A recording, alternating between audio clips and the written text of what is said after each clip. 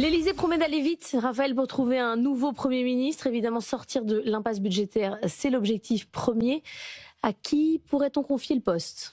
Bonne question, Laure. Alors, faire vite, effectivement, c'est ce qu'on nous promettait aussi après la censure de Michel Barnier.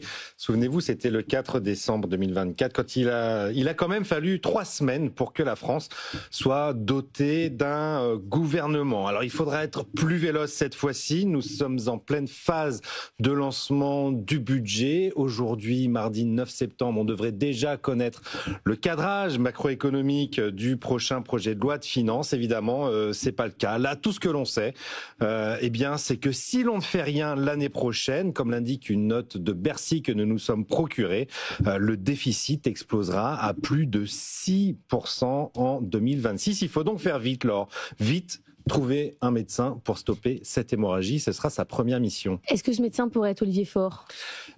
C'est en tout cas ce que lui réclame, Olivier Faure, comme Premier ministre, et même au-delà, un gouvernement de gauche. Cela signifierait une cohabitation. C'est hors de question pour Emmanuel Macron. Les Républicains et le RN ont par ailleurs fait savoir qu'ils censureraient immédiatement tout gouvernement de gauche. Donc oubliez le scénario Faure à Matignon. Le scénario central, n'en déplaise au Parti socialiste, c'est celui d'un Premier ministre de centre droit, capable de décrocher un accord de non-censure avec le PS.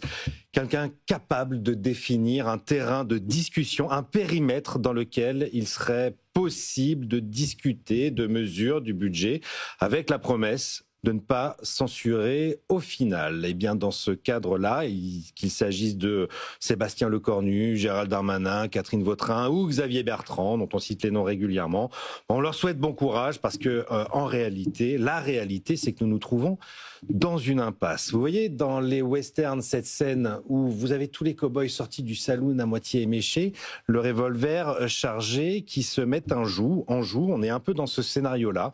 Le revolver du PS est chargé à la motion de censure et le Smith & Wesson d'Emmanuel Macron, lui, est réarmé depuis cet été. Il peut répondre en décidant de dissoudre l'Assemblée nationale. C'est ce que demande le RN, la dissolution. C'est ce que demande le RN, effectivement. Pas sûr, cependant, que ça permettrait à la France de sortir d'un problème. Une dissolution renforcerait le nombre de sièges du RN à l'Assemblée nationale, certes, mais sans dégager de majorité absolue. Personne aujourd'hui n'est capable de dégager cette majorité. Et donc ce scénario, pour l'heure, est exclu à l'Élysée, d'autant plus que le Rassemblement national fera preuve, malgré tout, d'un état d'esprit constructif avec le prochain gouvernement, a promis hier Marine Le Pen, s'il n'y avait pas de dissolution. Voilà peut-être une porte de dialogue qui s'ouvre. Mais donc voilà, je résume. Un gouvernement PS, impossible.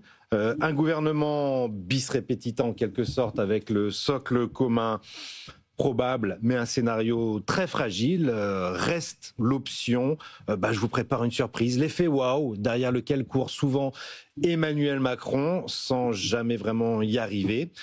La réalité, Laure, c'est qu'on se trouve en fait dans une forme d'asphyxie gouvernementale, c'est l'impasse. Et l'Europe nous regarde.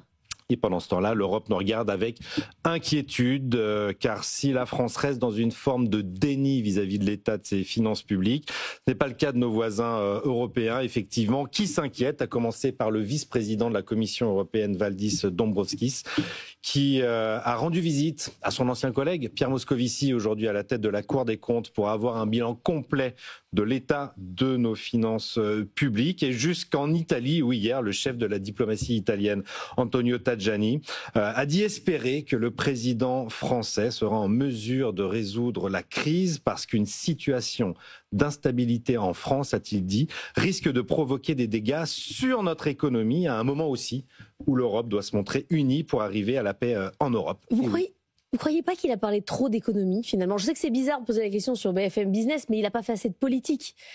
Il n'a pas donné peut-être d'espoir pour la suite, mais il a posé un constat absolument lucide qui n'est pas assez partagé au sein de la classe politique.